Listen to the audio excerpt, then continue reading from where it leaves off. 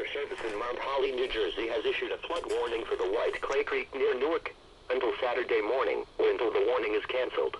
At 2:15 p.m. Friday, the stage was 10.2 feet. Flood stage is 13.0 feet. Moderate flooding is forecast.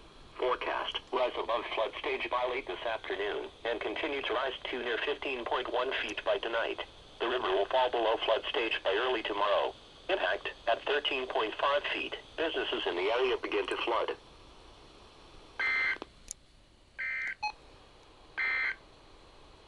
The National Weather Service